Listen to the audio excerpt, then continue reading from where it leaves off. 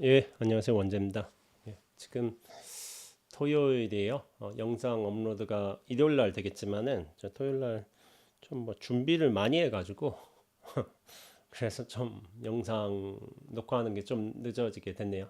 좀 있으면 이제 비가 올 거라서 근황 얘기를 해보자면 제가 좀 서울에 교육이 있어서 며칠간 머물고 잠깐 어디 좀 다녀오고 뭐 이렇게 저렇게 하다가 수도함에 며칠 전에 들어왔는데 이제 어제까지만 해도 벚꽃이 수도원 근처 증산면에 대덕면에 벚꽃이 100%로 완기한 상태고 근데 오늘 아마 비가 오면서 저녁부터 그리고 뭐 바람이 많이 분다고 해서 벚꽃이 많이 떨어질 것 같죠. 원래 저 김천에 연화지라는 이제 연못이 있어요. 거기 주변에 이제 벚꽃이 굉장히 많이 피었는데 지금은 떨어진 상태예요. 제가 그저께 가보니까 80%가 떨어졌더라고요. 20% 정도 남아있고 원래 작년인가 제가 밤에 한번 뭐 귀가를 이제 늦게 하다가 이제 밤에 김천 지나가는 길에 한번 갔어요. 근데 그때 100% 완개가 돼 있어가지고 사람들 엄청 몰렸었죠.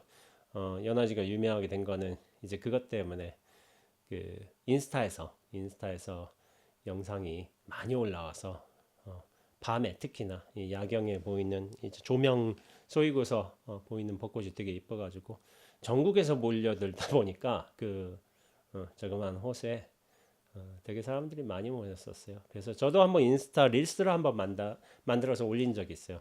근데 사람들이 되게 이쁘다고 해주셨고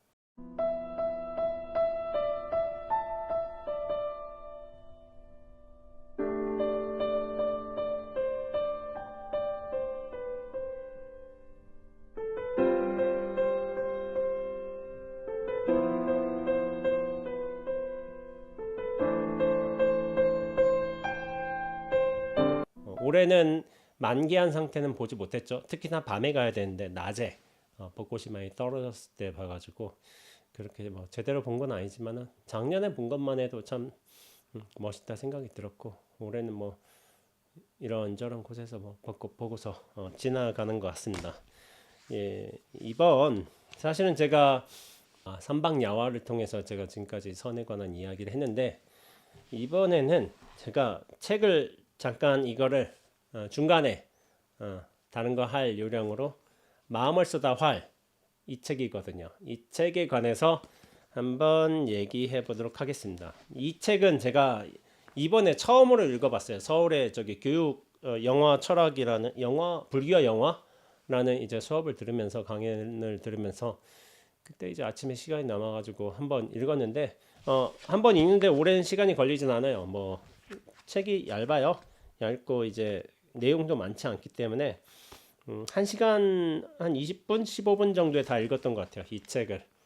그리고 선에 관한 이야기인데 사실은 되게 오래된 책이에요.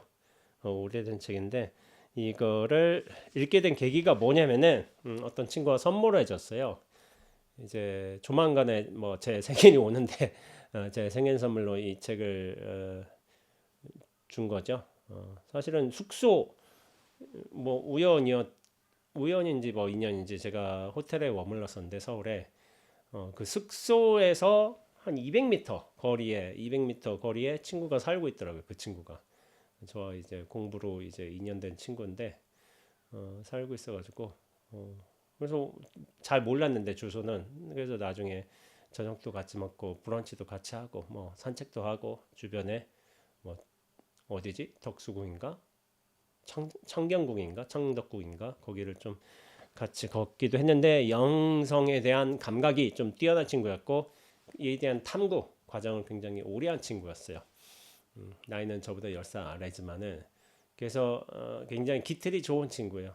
기틀이 좋고 영성에 대한 감각도 좋고 그거를 개발시키기 위해 계속 노력해왔고 지금도 요가를 매주 한 서너 번씩 하고 있는 것 같고 그리고 영성에 대한 탐구의 어떤 기본으로서 뭐가 있냐면은 책 읽는 게 기본이 될 수도 있잖아요, 당연히. 그리고 책을 엄청나게 많이 읽어왔어요.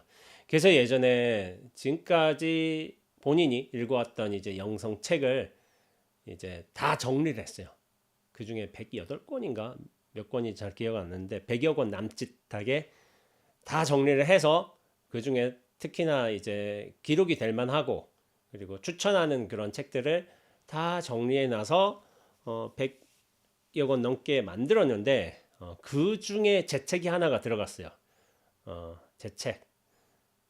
뭐 영성을 다루는 동서고금의 서적들이 다 있는데 이를테면 뭐 성철 스님, 숭산 스님, 법륜 스님 뭐 이런 분들 계시고 우리나라에 뭐 유시아 작가님도 계시고 동서고금에 또 누가 있냐면 뭐 크리시나무르티, 뭐 에디 프롬, 뭐 에카르트 톨레 뭐 이런 분들도 계시고 그리고 헤르만 헤세 뭐 요즘 들어는 뭐 마이클 싱어 이런 우리가 알만한 수많은 영성가들의 저서들이 다 들어가 있는데 제 책도 넣었는데 제 책이 뭘 넣냐면은 다만 나로 살 뿐을 넣었더라고요. 세계일주 여행기를 좀 의아하게 원래 이제 책을 이제 카테고리로 다 분류해 놨는데 영성 뭐 명상 참선 요가 과학 문학 심리학 철학 종교 이렇게 다 분류를 해놨는데 제 책은 이제 문학으로 들어갔더라고요. 문학 여행기 여행기로 들어가 가지고 문학 쪽에 분류를 돼서 다만 나로 살 뿐을 정리해 놨었더라고요.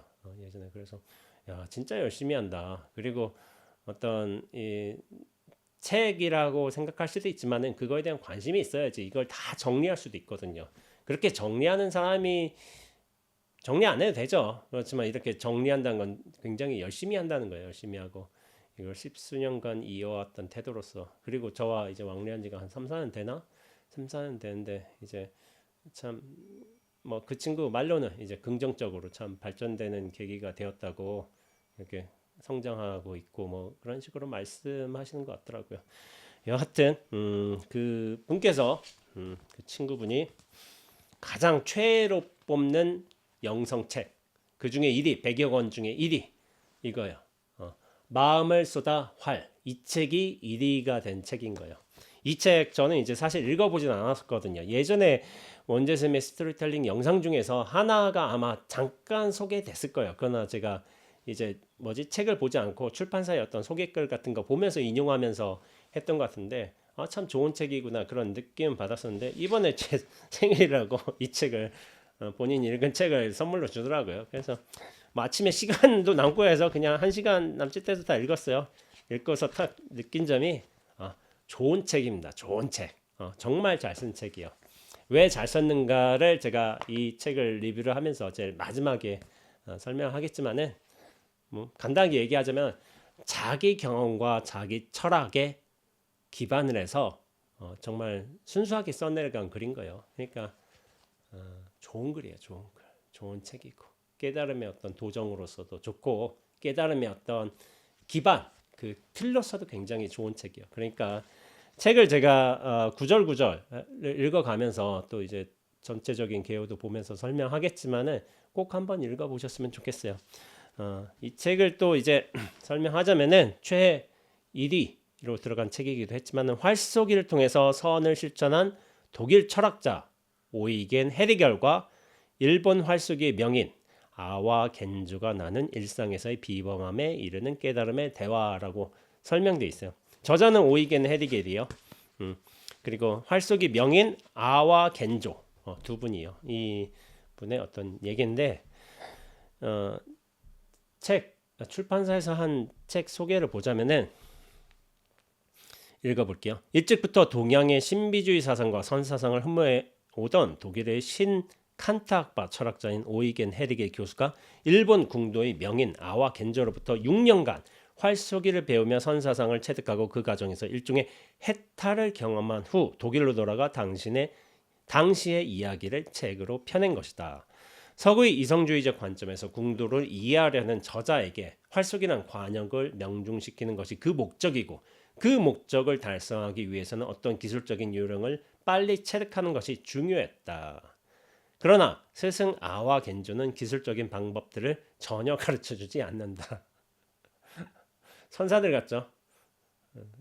선, 수행, 깨달음 가르쳐달라니까 야 밥 해와 야 차 좀 내려봐 그래서 야 저 신발 좀 어떻게 잘 정리 좀 해봐 야 저 솥단지가 마음에 안 들어 좀 뒤집어봐 해가지고 그런 선사들하고 모습이 비슷한 거죠. 선수행 깨달음 알려줬는데 안 가르쳐줘. 좌선도 안 가르쳐줘.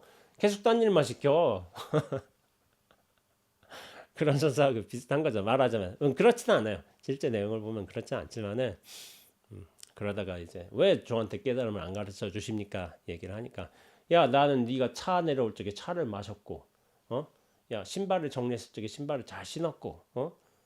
아궁이 불 때우면서 그 밥도 잘 먹었다. 내가 언제 안 가르쳐 준 적이 있느냐 하고서 누군가는 번뜩이면서 깨닫지만은 누군가는 대부분은 짐 싸고 도망가요. 선 안 가르쳐 주니까 못 버텨낸단 말이야. 못 버텨내 그거를 다. 근데 준비가 되는 사람도 있어요. 희소한 아주 희소한 확률로. 근데 확률의 문제가 아닌 거예요. 랜덤이 아니에요. 랜덤. 그냥 얘는 되고 얘는 안 되고 그게 아닌 거예요. 간절한 사람이 하는 거야. 결국에 간절한 사람. 결론적으로 또 말하지만은 그는 시종일관 활쏘기가 기술을 뛰어넘어 기회가 되어야 하며 활과 화살은 모두 그것들과 독립해 있는 어떤 것을 얻기 위한 수단이며 목표 자체가 아니라 목표를 달성하기 위한 도정이고 마지막에 결정적인 도약을 위한 보조물이라고 이야기한다. 이 보조물, 수단, 도정 이게 방편이란 말이죠. 불교에서 방편. 결국 깨달음의 무라일체가 되기 위한 무아가 되기 위한 방편으로서 이 활쏘기를 가르쳤던 게 스승 아와 겐조라는 사람인 거죠.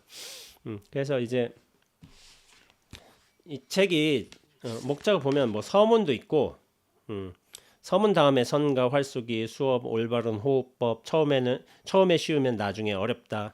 연습도 연습 스승과 제자 대나무 잎에 쌓인 눈처럼 어둠 속의 표적 시험 명인의 경지 기 없는 기의 길 그리고 마지막에는 이제 약간 이 번역자의 후기라고 해야 되나 자아의 확장으로 가는 배움의 길이란 이제 과정으로 돼 있어요. 근데 이게 되게 잘 써졌어요. 진짜 잘 쓴 책이에요. 이 정도면 진짜 훌륭한 책이고 이 영성 그리고 깨달음의 길을 가고자 하는 사람은 이거 반드시 읽어보는 게 좋습니다. 반드시 읽어보는 게 좋고 감동적이에요. 책은 잘 쓰기만 할 뿐만 아니라 재밌고 감동적이어야 된다고 저는 생각을 해요. 근데 재밌고 감동적이려면 뭐가 필요하냐면은 관념적인 논설, 이런 해설 같은 걸 저는 안 좋아해요. 개인적으로. 반드시 들어가야 될 것은 본인의 경험이에요. 본인의 철학, 경험, 고민, 착오, 그러면서의 어떤 노력, 그 다음에 깨달음 이런 것들이 들어가 있어야 돼요. 그래야만 감동적인 책이 되는 거예요. 반드시 본인의 경험이 들어가야 됩니다. 어떤 생각의 나열로서는 저는 설득력이 없다고 보고 있어요. 개인적으로. 아무리 좋은 말이라고 할지라도. 왜냐하면 그 경험들이 일반의 경험이잖아요. 활쏘기 누구나 할 수 있잖아. 사실은. 누구나 뭐 명인을 만나는 건 아니겠지만은 시도는 할 수 있잖아요. 요즘에. 어디 가서든. 그 사람이 또 명인일지는 모르겠지만은 하여튼 이분은 인연이 좋아요. 여러모로 인연이 좋아서 이런 깨달음이라는 경험이 분명히 나타나게 됐어요.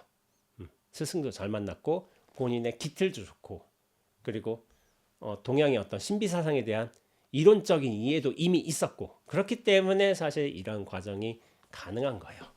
그리고 본인도 그걸 잘 버텨냈고 나중에 얘기했지만 대부분은 못 버텨내요. 이 스승의 가르침을 못 버텨내고 이렇게 이 스승도 어떻게 되냐면은 아와 겐조도 서양인 제자들을 받기를 원하지 않았어. 왜냐하면 앞에 해보니까 다들 실패하고 도망가 버린 거야. 도망가 버린 이유는 뭘까요? 자꾸 딴 것만 가르치니까. 이게 자꾸 연습만 시키니까. 본인들은 써서 빨리 관용 맞추고 싶고 빨리 6점보다 8점을 원하고 8점보다 10점을 원하는 그런 잘 쏘는 걸 원하는 건데 그런 결과 중심의 사고를 할 거 아니에요. 서양인들은 당연히. 근데 자꾸 이거 연습만 시키니까 그리고 호흡 가다듬으라고 하니까 그리고 막 결과에 이르기 위한 최소한의 어떤 효율적인 그런 과정이 아니라 중간에 어떤 노력들, 연습들, 꾸준함들 그걸 가르치고 있으니까 못 견뎌내는 거예요. 그래서 다 도망간 거야. 그러니까 그런 생각이기 때문에 맨 처음에 제자로 안 받으려고 했어. 일본인들은 달라요. 왜냐하면 버텨낸 제자들이 있어. 그리고 일본의 그런 장인 정신 있잖아요. 어떤 분야에 한다면은 10년, 20년 하는 거를 어떤 차원에서 이 사람들은 기본으로 여겨요. 그러니까 3대가 4대가 이렇게 200년 동안 이어진 장인이 나오는 거예요. 버틴다니까 일본 사람들은. 근데 서양인들은 못 버틴다니까. 그 결과만 똑같다면 된다고 생각을 하고 있으니까. 그래서 힘들었던 것 같아요. 그렇지만은 이 저자에 관해서 얘기를 해보자면 독일의 사상가예요, 철학가예요. 근데 하이델베르크 대학에서 신학을 공부하다가 철학으로 전공을 바꿨어요. 그래서 신칸탁바이 두 대가인 빈델 반텍에서 배우고 리케르트 지도하에 교수 자격 논문을 썼다. 그러다가 1923년 하이델베르크 대학 교수로 있던 중에 일본 도호쿠 제국대학의 초청을 받아 1924년부터 1929년까지 동대학 개건교수로 재직하면서 사상적으로는 신칸타학파와 결별하고 독일 신비주의와 일본 선사상을 연구했다. 1955년 사망했다. 저서로 칸트에 대한 연구서인 형이상학적 형식과 유고집 선의 길이 있다. 맨 처음에 칸트를 연구했던 거예요. 그러다가 나중에 일본에 와서 활쏘기를 한 경험을 토대로 해서 거기에 대한 깨달음이 있었겠죠, 분명히. 그러니까 나중에는 이제 독일 신비주의를 연구했는데 그게 누구냐면 마이스터 에크하르트를 연구한 거예요. 그 신비주의를 연구하게 된 거죠. 그리고 선사상의 연구를 하게 된 거죠.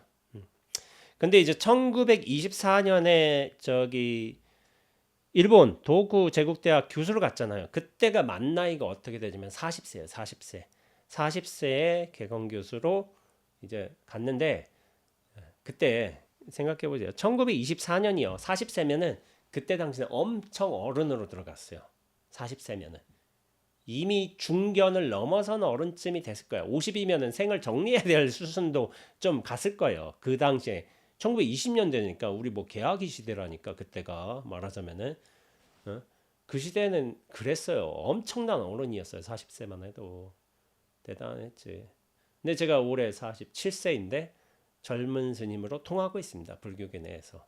앞으로도 한 10년 정도 더 젊은 스님 할 것 같은데 50, 한 60 갈 때도록 젊은 스님 할 것 같은데 잘못하면.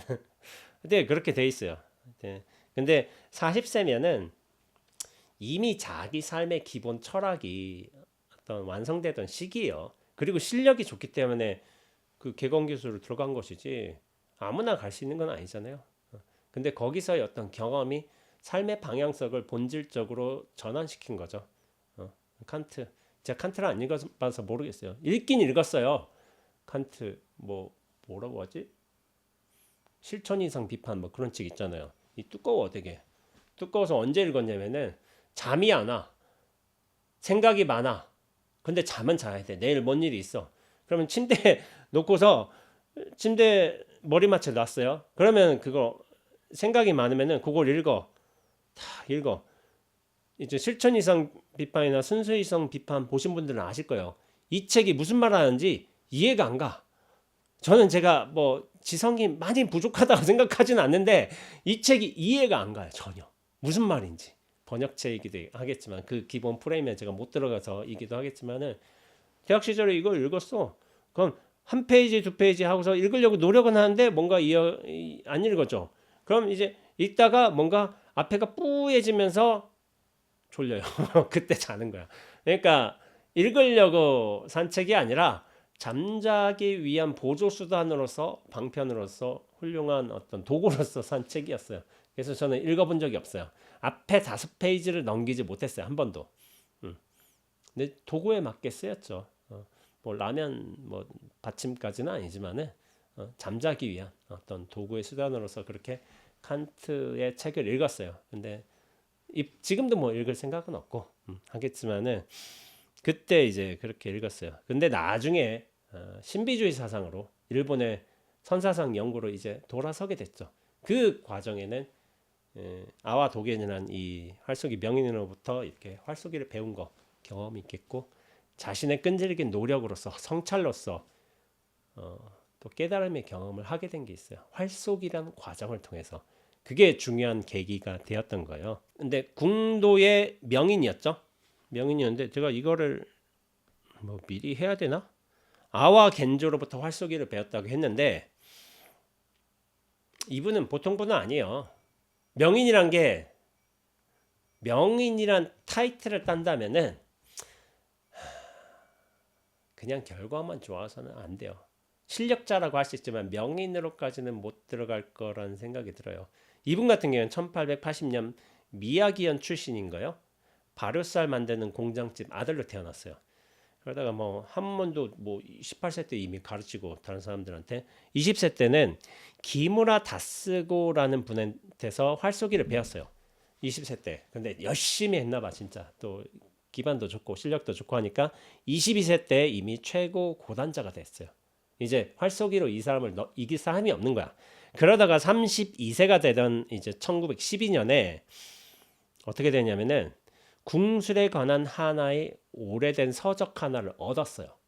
그러니까 궁술에 관한 것이기도 하겠지만은 보통 책은 아니었어요. 궁도, 궁술이 아니라 궁도에 관한 것이란 생각도 들어요. 왜냐하면 활쏘기의 어떤 기술적인 측면을 얘기한 게 아니라 그것의 어떤 정신적인 수양과 하나로서의 통일. 이를테면 활과 활쏘는 나와, 활쏘는 소리와 뭐 그것이 뭐 일체가 된다. 그런 식으로 설명할 수도 있겠죠. 그러면서 그걸 읽은 이후에 그 무엇도 필요하지 않음을 나는 안다. 그 무엇도 필요치 않다. 활쏘기에는 모든 게 이미 완성되었다. 이를테면 이런 말쯤 되겠지만은 근데 그 무엇도 필요치 않다. 이런 말씀을 하려거든 그 분야의 최고 고수가 되어야 사실 이 말이 먹혀요. 아무것도 안 한 사람이 아니면 찔끔찔끔한 사람이 그 무엇도 필요치 않음을 안다. 모든 것은 이미 완성되었다. 라고 말한다면 사실은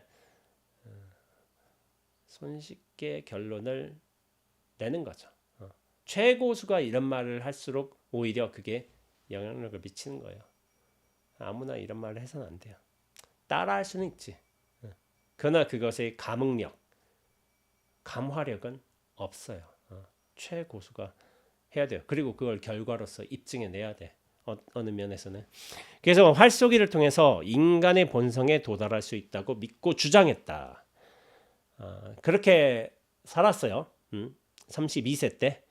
그렇다가 1920년 41세 때라고 하는데 40세요. 만으로는 40세 때 대폭발을 경험하셨어요. 대폭발. 근데 제가 이 글을 봤어요. 마지막에 이 아와 겐조라는 분의 삶을 보면서 41세 때 대폭발을 경험했다. 이 대폭발이 뭘까요? 대폭발. 저는 대폭발 내용 보기 전에 알았죠. 이미 알았죠.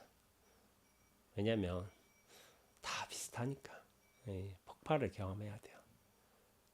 나의 폭발인 거예요. 나의 존재감, 실체감이 완전히 무너지게 된 계기를 접하게 된 거죠. 근데 이게 그런 거야. 32세 때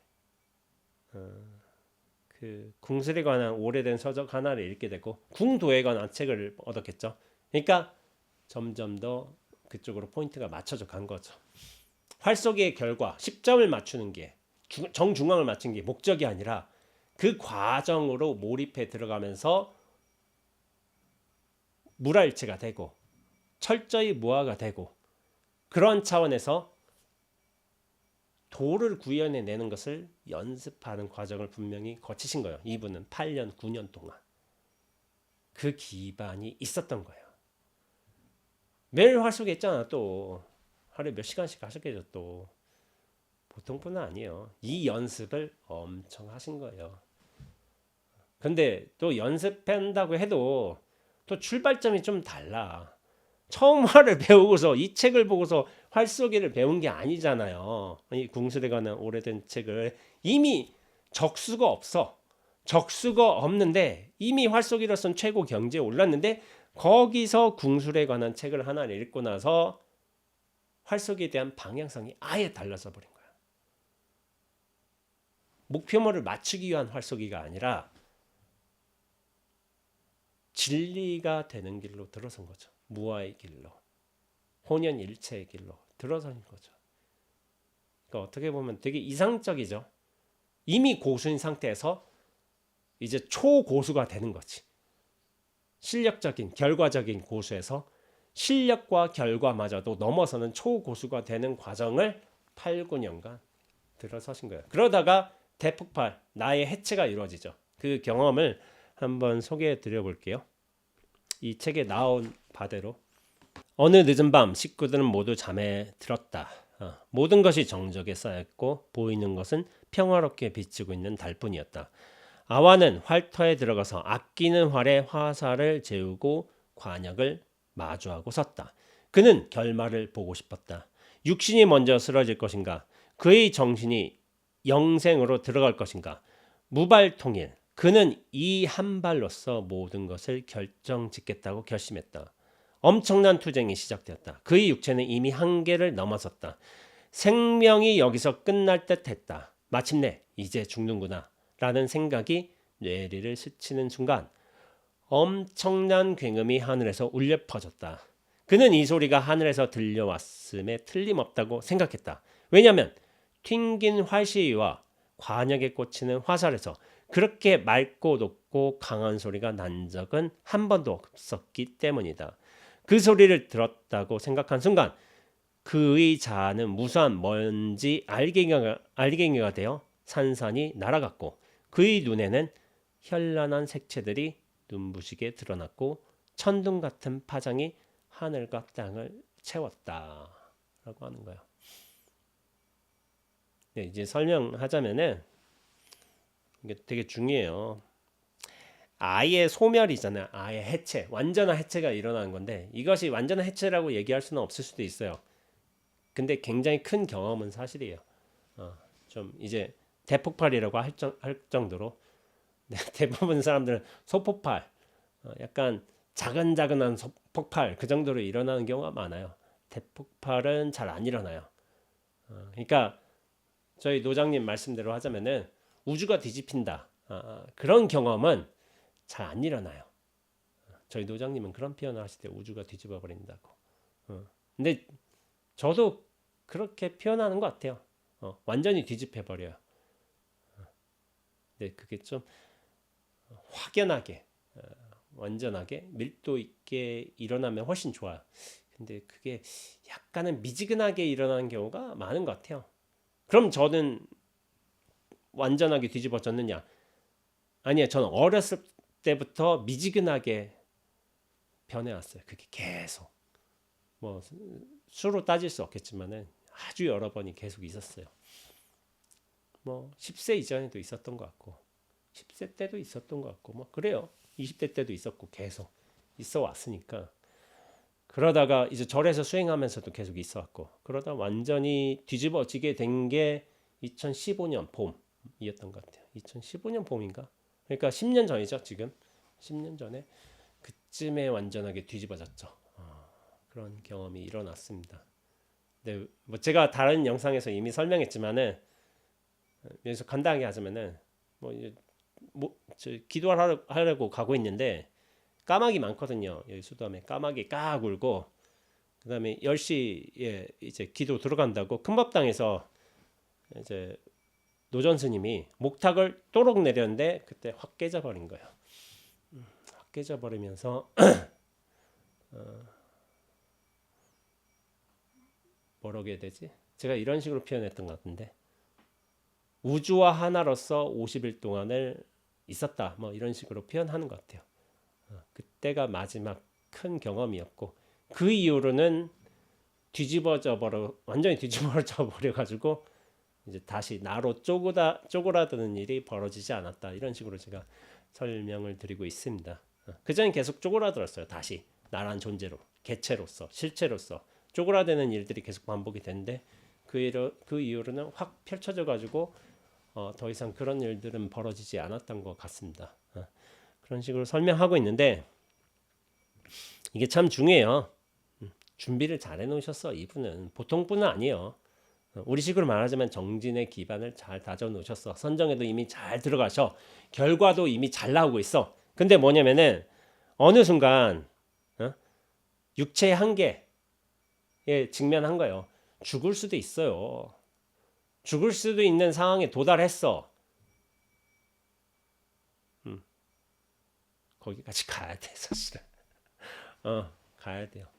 그래서 제가 언어의 차이긴 하지만은 이 공부에서 정말 깨닫고 싶다, 정말 제대로 깨닫고 싶다, 슬쩍 깨닫는 거 말고 정말 제대로 깨닫고 싶다 한다면은 목숨 내놓고 해야 돼요.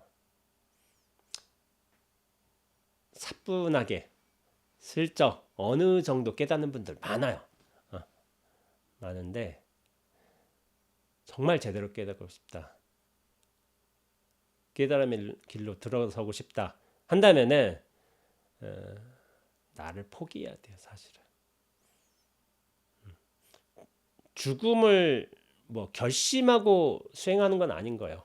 제가 그 말을 별로 안 좋아하는데, 목숨 걸고 수행하는 게 아니라 목숨을 내놓고 수행해야 돼요. 그러니까 탁 내놔야 돼요. 그래서 수행을 해나가는 거예요. 그게 맞는 태도예요. 제가 볼 적에는. 맨 처음에 힘이 들어가. 목숨 걸고 해. 죽어라 해. 그게 좀 육단심이. 그 나중엔 좀 몸에 불균형이 일어나요. 아파와요. 다 틀어지고. 더 안 돼요. 그걸 뭐 경험하는 것도 나쁘지도 않는데, 저도 경험을 했으니까. 근데 나중에는 목숨 내놓고 해야 돼요. 그냥 금생은 없다, 이생은 끝났다라고 생각하는 게 훨씬 나을 수도 있어요. 근데 그것도 생각으로 될 수 있는 게 아니라서 마음이 쉬어져야지 그런 말도 할 수가 있는 거예요. 어떻게 보면은 쉽지도 않아요. 목숨 내놓고 해야 돼요. 이분은 목숨 내놨겠죠. 뭐 무발통인 한 발로서 모든 걸 결정짓겠다, 육체의 한계가 뭐 넘어섰다, 생명이 여기서 끝난다, 목숨 내놓고 하는 거예요. 근데 이게 당연한 거예요. 당연한 거. 근데 어떤 분들은 이제 목숨 안 내놓고 깨달음이 왔으면 좋겠다, 나를 다 지켜가면서 다 훌륭한 사람도 되고 저렇게 고결한 사람도 되고, 그런 생각을 가진 분들이 있어. 많아요. 많이 그러지 않겠어요. 근데 이건 내놓고 해야 된다. 나와 진리의 문제에서 나를 완전히 포기해야지 진리가 확 드러난 거예요. 이걸 제가 다른 식으로 표현하지만, 나와 눈앞의 문제에서 나를 완전히 걷어내면 눈앞은 화려하게 나타나게 돼 있어요. 화려하게 나타나게 돼 있어요. 근데 이 나를 못 걷어내기에 나를 소중히 여기고 싶고 버리고 싶지 않고, 그렇기 때문에 진리를 확 들어서지 못하는 거예요. 그래서 죽음의 어떤 공포가 어떤 결단심이 날 수가 있어요. 그때는 당연하게 진리를 위해서 살아야 되는 거예요. 나 포기해야 돼요. 그게 맞다니까.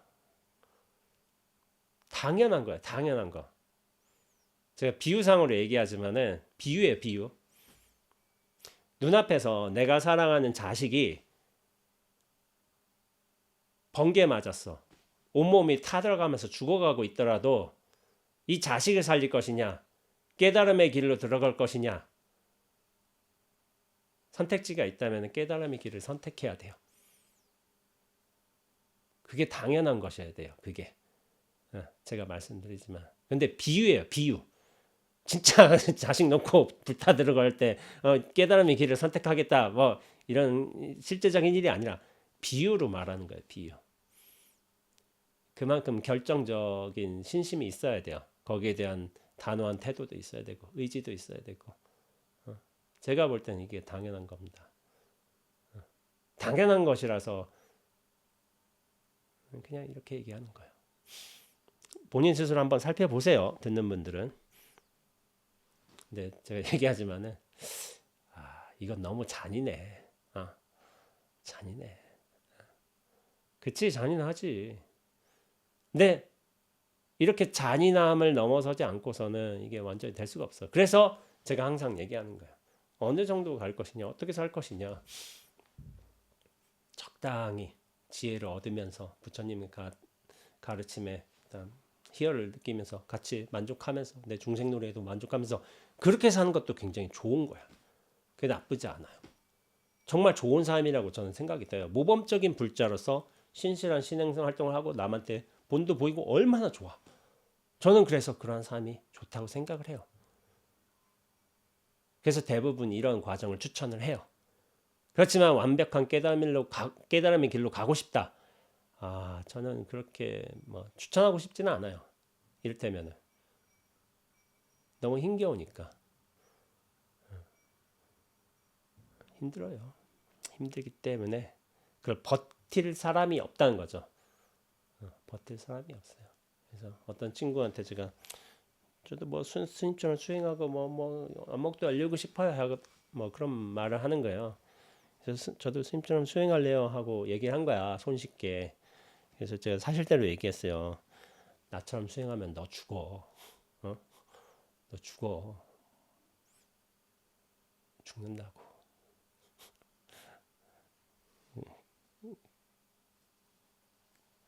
잘 알아야 돼요. 그래서 잘 선택해야 돼요. 잘. 그러나 뭐 제가 항상 결정하라고 얘기를 하지만은 잘 사는 게 훨씬 더 좋은 것일 수 있다.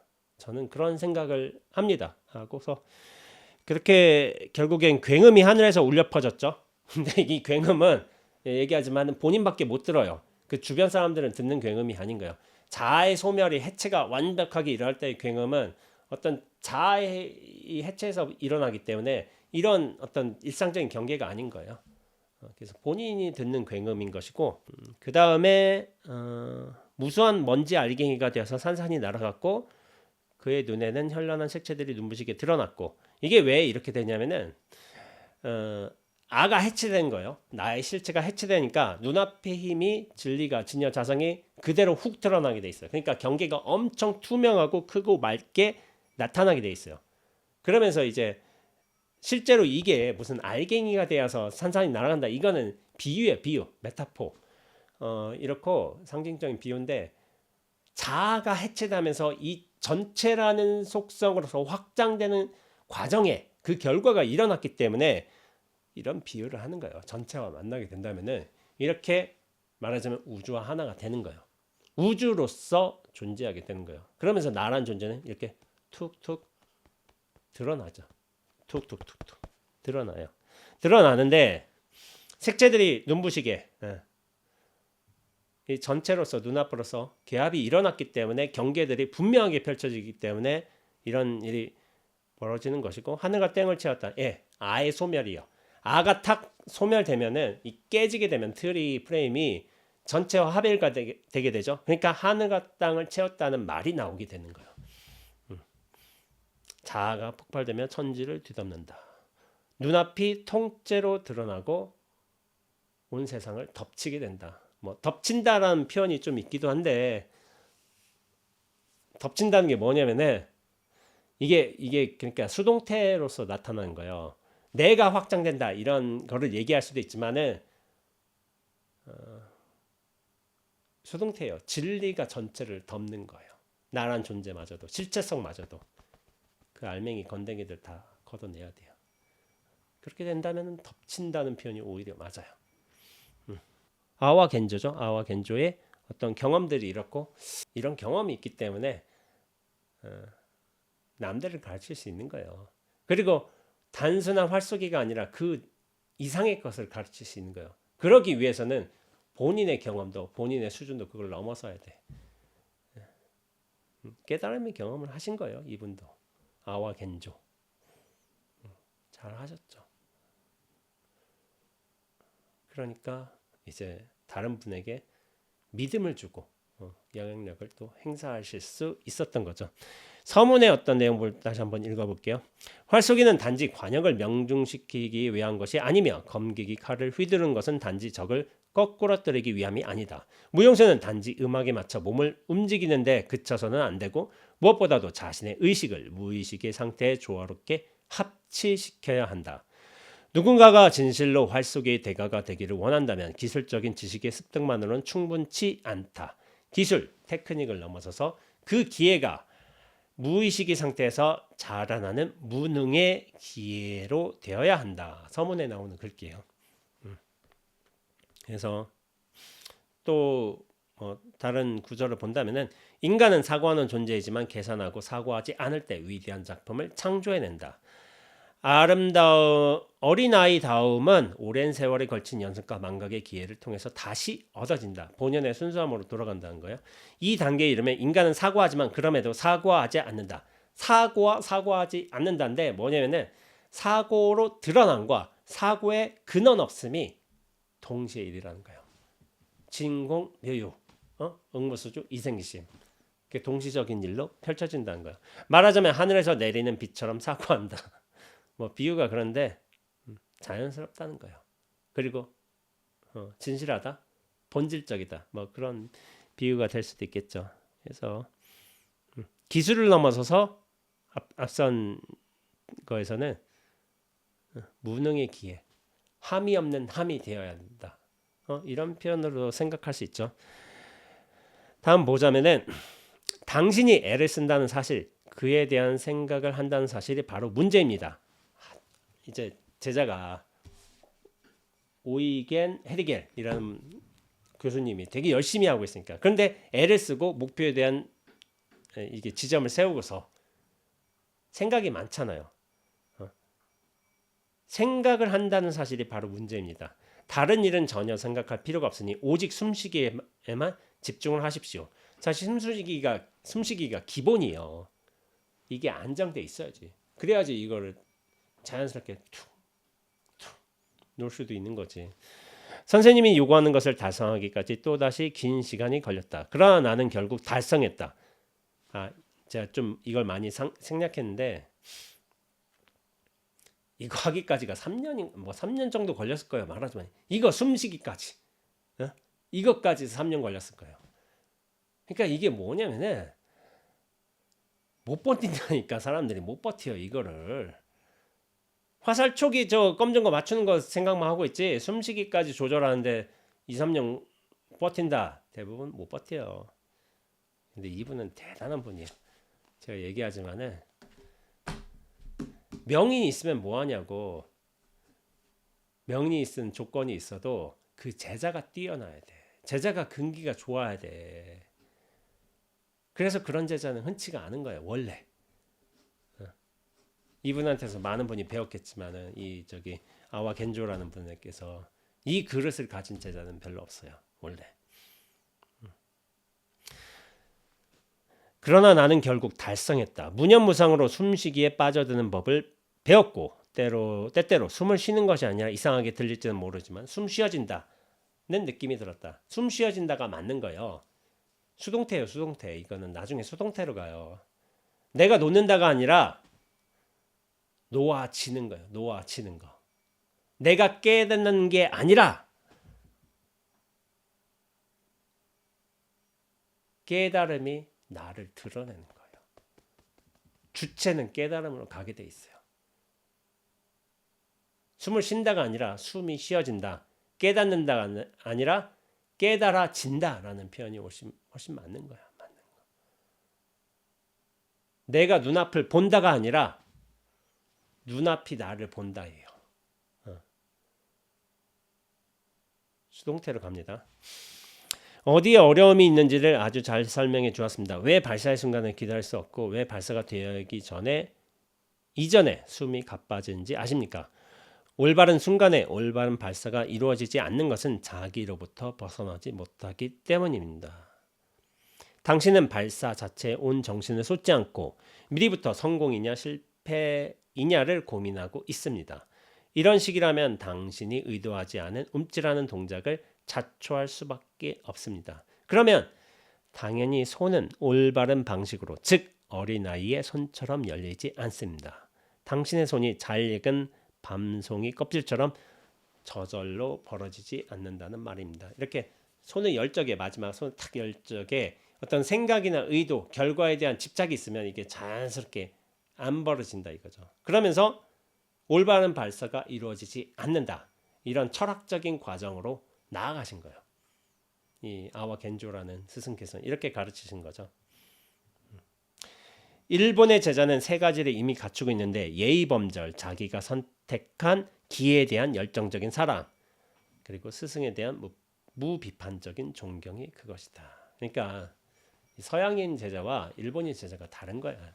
일본인 제자들은 이게 예의범절, 선택한 기회에 대한 열정적인 사랑, 스승에 대한 무비판적인 존경. 이게 기본적으로 잘 탑재가 돼 있어요.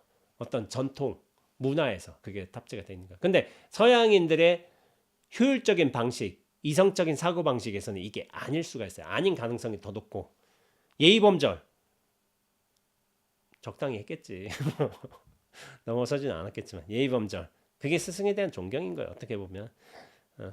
자기의 어떤 일에 대한 스스로의 어떤 믿음일 수도 있고 정성일 수도 있겠고 자기가 선택한 기회에 대한 열정적인 사랑 여기에 정말 열정적으로 했겠죠.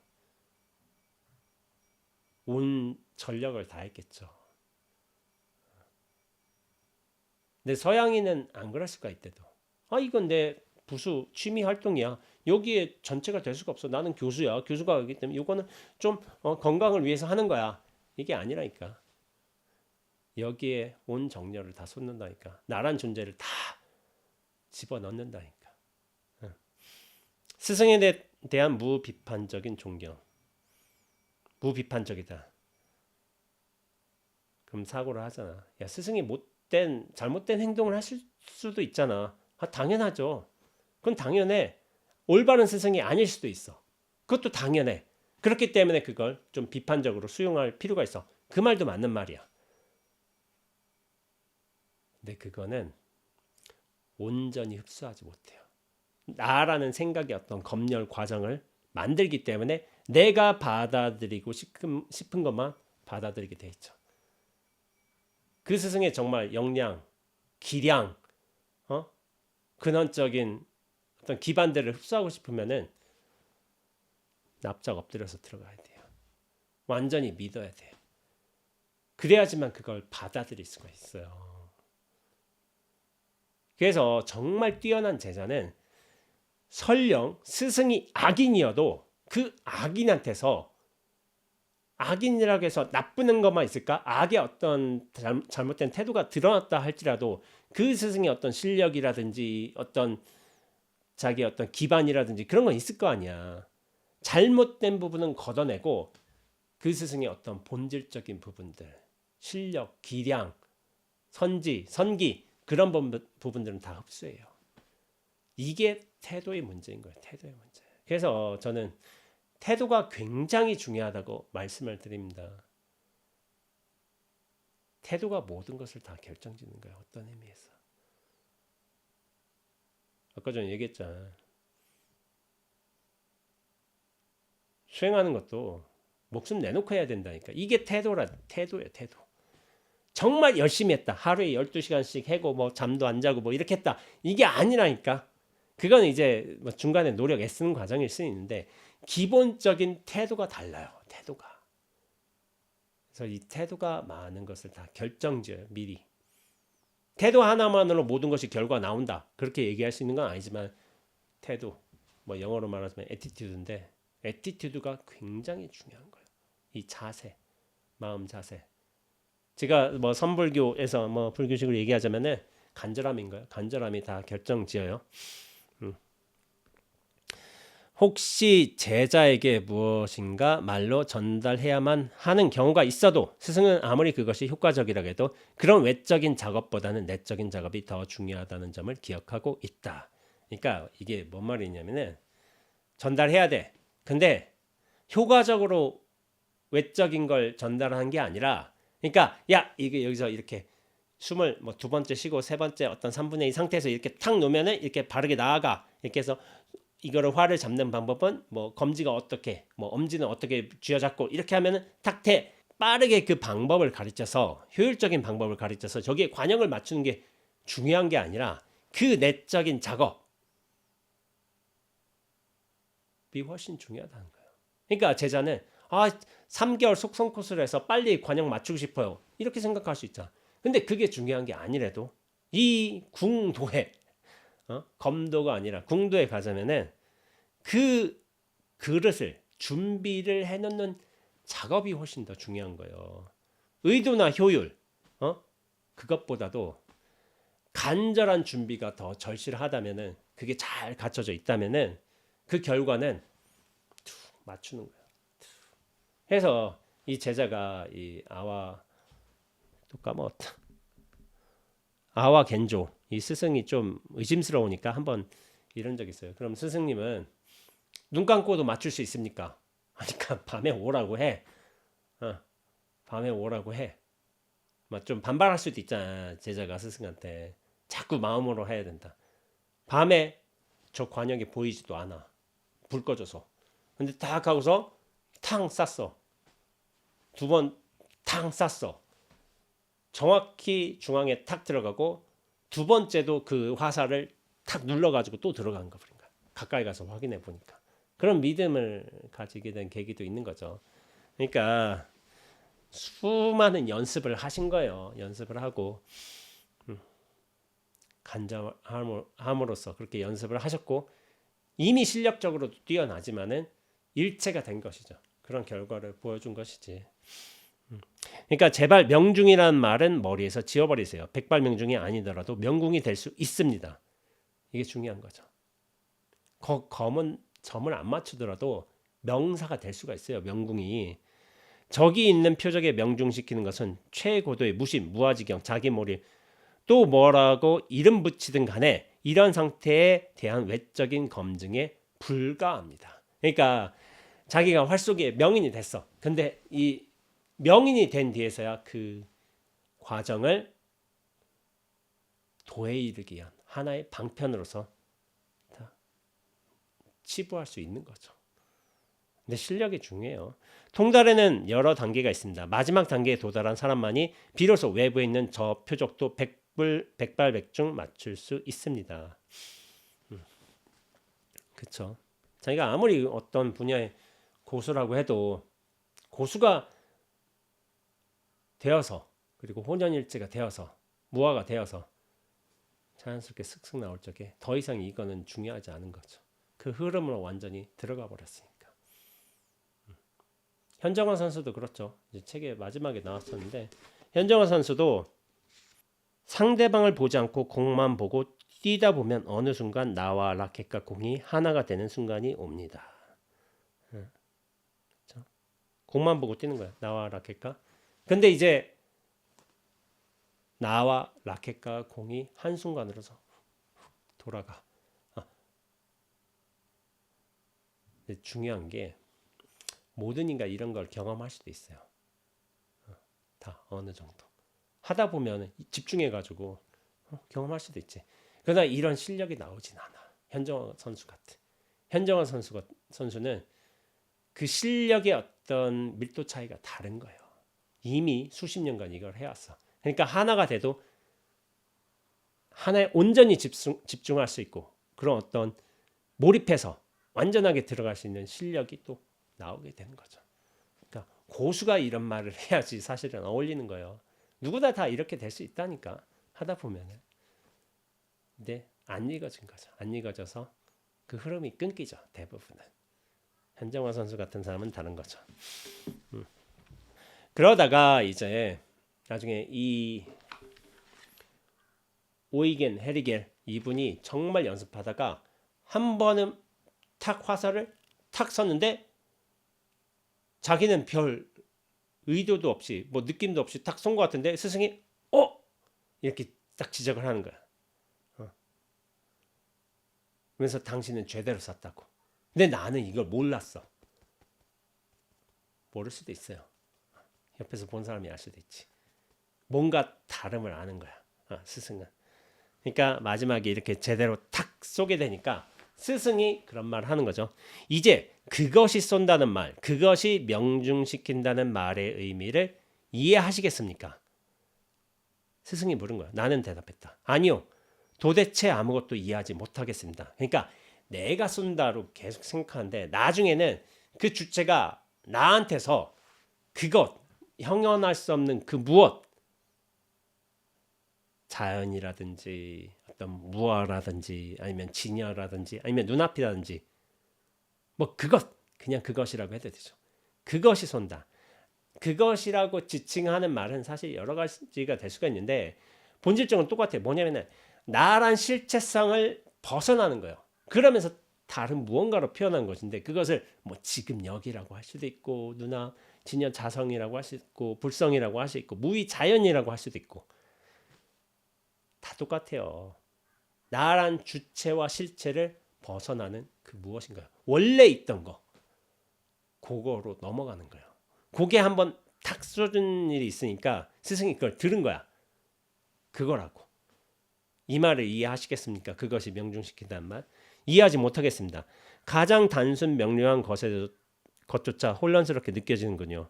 제가 화를 당기는지 아니면 화를 저를 최대한 긴장으로 당기는 것인지 제가 표적을 명중시키는 것인지 아니면 표적이 저를 맞춘 것인지 그것이 육신의 눈으로 보면 정신적이고 정신의 눈으로 보면 육체적인 것인지 또는 둘 다인지 그도 아니면 둘 중 아무것도 아닌지 활화살 표적 그리고 저 자신 이 모든 것이 서로 얽혀 있어서 더 이상 분리할 수가 없습니다. 그리고 분리하라는 욕구 자체도 사라졌습니다. 화를 잡고 쏘는 순간 모든 것이 너무도 맑고 명료하여 그저 우습게 느껴지기 하면서 점점점 하니까 이때 나의 말을 끊으며 선생님은 이렇게 말했다. 방금 마침내 활시가 당신의 한가운데를 꿰뚫고 지나갔습니다. 이게 중요한 말인가요? 활쏘기를 했지만은 저 관역을 맞추는 게 목적이었지만 맨 처음에는 활쏘기를 정말 제대로 하면서부터 무화로서 그 자연스러움으로서 활을 탁 쏘니까 그것이 결국에는 나를 관통한 거야. 나란 존재성, 실체성을 탁 한 방 제대로 관통한 거죠. 이게 활쏘기가 궁도가 될 수 있었던 이유인 거예요. 근데 제가 앞서서 얘기했지만은 오이겐 헤리겔이 왜 성공했는가? 다른 제자들은 다 목표점에만 관심이 있어. 저 중앙 맞추는 데는. 그리고 시간이 너무 오래 걸려. 이때가 5년쯤인가 됐을 거예요. 5년쯤인가. 이렇게 할 사람이 있겠냐고. 못 버텨요. 대부분은. 저 명인이라는데 나한테 활쏘기 제대로 안 가르쳐준다. 숨쉬기만 한다. 계속 하루에 2시간씩 썼는데 아무것도 안 가르쳐주는데 대부분 나가 떨어진다니까. 대부분 다 그래요. 그래서 서양인 제자 안 받으려고 했지. 다 못 버티니까. 근데 이 사람은 버텼어요. 버텨서 인정을 받은 거야. 말하자면. 이걸 이기는 사람이 없어요. 그리고 이분이 이렇게 버텨낼 수 있었던 데는 스승에 대한 믿음도 있었어요. 분명한 믿음도 있었어요. 그리고 신비주의에 대한 본인의 어떤 관심이 있었어. 신비주의. 말로 설명할 수 있는 게 아닌 거예요. 말을 다루는 철학자야. 그러나 말이 전부가 아니란 걸 스스로는 알고 있어. 이게 참 뛰어난 태도예요. 말을 다루지만은 수많은 말들을 다루고 생각을 다루지만 그 생각이 전부가 아니란 거, 싸그리 부셔버릴 수 있는 어떤 기본의 태도가 갖춰져 있던 거예요. 이분은. 그게 대단한 거래도. 내 가진 모든 기술들을 나를 존재성을 규정할 수 있는 이 방편들을 싸그리 부정할 수 있는 힘을 갖추고 있는 거. 기틀을 갖추고 있는 거. 이분인 거예요. 이분. 신비주의를 연구하면서 나란 존재도 포기할 수 있는 거. 기틀이 있는 거예요. 분명히 스승한테서 이런 한 번에 딱 말하자면 인가를 받은 거예요. 화를 제대로 쏘았다. 근데 한번 탁 갔다가 해서 그것이 계속 쏘아진가? 그건 아니겠죠. 제대로 쏜 시점이 된 거야. 말하자면은 5년, 6년인가 배웠지만 5년 차에 아마 그랬을 거예요. 제대로 쏘기 시작한 거야. 이때서야 비로소. 근데 생각해 보세요. 이 궁수의 명인 아와겐조한테서 우리가 만약 거기 가서 배운다. 5년 버틸 수 있겠는가? 그걸 물어보래도. 아와겐조도 대단한 분이지만은 이 제자가 뛰어난 사람인가요? 결국에는 스승의 법을 담기에는 그 그릇이 작으면은 그 법을 못 담아. 그 그릇이 좋아야 돼. 그러나 신비주의 영향도 했고 철학의 어떤 기반도 있었고, 그리고 이제 일본 선사상에 대한 흠모도 있었고, 스승에 대한 믿음이 있었고, 꾸준한 연습이 또 있었고, 실패도 있었고, 그런 걸 다 버텨낸 거예요. 버텨낸 거. 그래서 신비주의를 뭐 그래도 30대 때 이미 알고 있었죠. 20대 때도 알고 있었고. 그러니까 여기에 흠모해서 나중엔 독일 돌아가서는 신비주의하고 일본 서사상밖에 안 했어요. 칸트 저리 가라, 저리 가라. 나중에 그렇게 돼.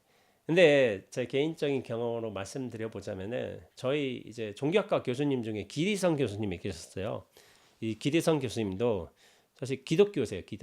기독교이신데 나중에서야 당신 60쯤 넘으셔서야 마이스터 에카르트라는 이제 신비주의 사상가를 처음으로 제대로 만나게 된 거예요. 그러면서 이런 말을 하신 적이 있어요.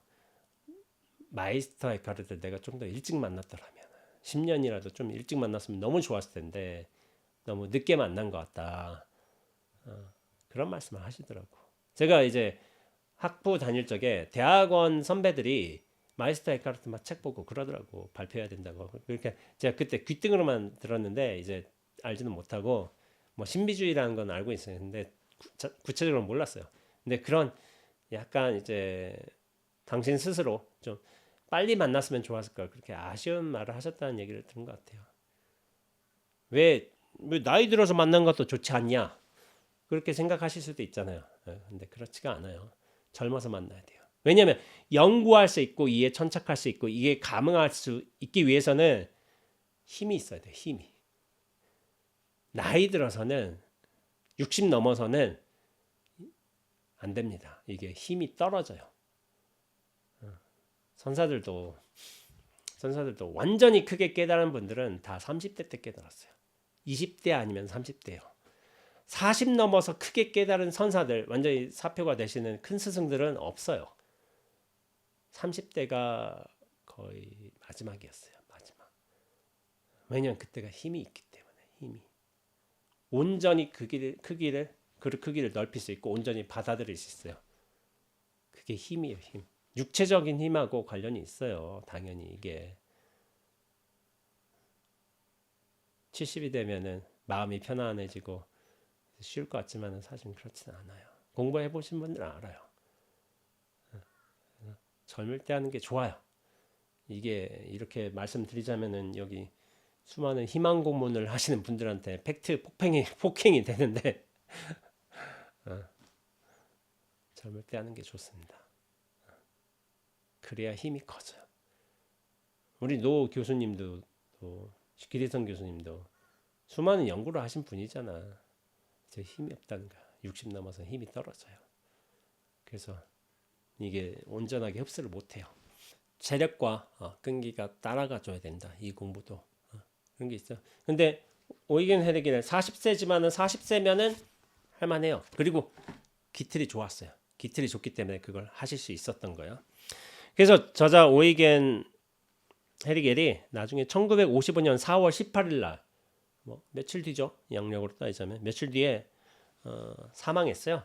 근데 돌아가실 때 당시 신비주의와 일본 선사상에 나중에 귀의를 하셨잖아요. 말하자면 독일 신비주의와 일본 선사상, 일본 비단으로 만든 기모노를 입고 당신 인생의 방향성을 전환시킨 계기가 일본 선사상이었으니까 알프스의 어느 산기슭에 묻혔다고 한다. 선에 대해서 마지막에 귀의를 하신 참 아름다운 모습이죠. 모습이라고 볼 수 있죠. 그래서 당신은 그렇게 20대 때 스스로 이렇게 생각하시기로는 열심히 이제 신비주의를 알려고 노력은 했지만은 책으로 봐서는 피상적인 접근에밖에 이르지 못한다는 것을 스스로 아셨던 거야. 그러면서 윤곽은 잡히지만은 뭔가 여기를 확연히 비밀의 담장이라고 표현했는데 비밀의 담장을 확 뛰어넘지는 못했다. 그런 한계가 있었다.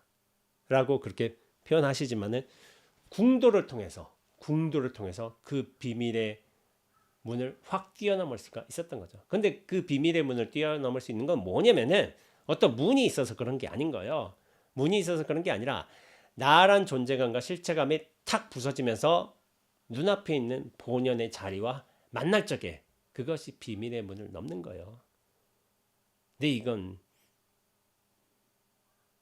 문이 아니죠. 애초부터 문이 없죠. 근데 문이라는 어떤 장벽이 있다면은 나란 존재감, 실체감 이게 문이고 장벽이죠. 말하자면 이거 벗어나는 게 쉽지가 않은 거야.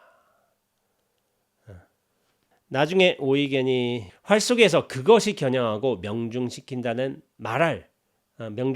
말할 수밖에 없듯이 여기서도 나 대신에 그것이 등장하고 그것이 의식적인 노력을 통해 습득한 나의 능력과 솜씨를 사용한다. 여기서도 그것은 우리가 이해할 수도 포착할 수도 없는 그리고 단지 이미 경험한 사람에게만 자신을 드러내는 그 무엇에 대한 이름일 뿐이다. 그렇죠? 그것이 겨냥하고 명중시키는 거예요. 근데 나의 능력과 솜씨를 사용하는 거야. 그것이. 그러니까 이것이 정말 잘 발현되려거든 내가 잘 갖춰져 있어야 돼요. 그것이 나타날 수 있어. 근데 나의 준비가 안 돼 있으면 그것이 온전하게 드러나지 못해요. 그걸 제가 밀도 차이라고 얘기하는 거예요. 깨달음의 밀도 차이가 다 있어요. 다 경험은 한데도 이게 밀도가 크게 나타나려거든 나 자신도 온전히 비워놓고 그것의 능력이 발휘되게끔 어떤 기본 과정도 익혀놨어야 돼. 그런 사람들이 명인이 되는 거예요. 이미 아와겐조는 달인이야 달인. 이미 끝났는데 거기다가 고수에서 초고수로 간 수 있었던 것은 이미 고수의 기반이 다 마련돼 있다. 현정화쯤 돼야지 우리가 좀 들을 거 아니에요. 어디 동네 탔고 좀 잘하는 사람한테서 이게 뭐 인생의 철학을 뭘 배울 수도 있어. 그것이 불가능한 건 아니지만은 현정화쯤 된다면 더 깊이 각인이 되는 거죠. 그리고 뭔가 가마력도 크겠죠. 현정화 선수라든지 다른 탁구 선수처럼 그렇게 된다면 그 명인이 되는 거죠. 그런 분들은 명인.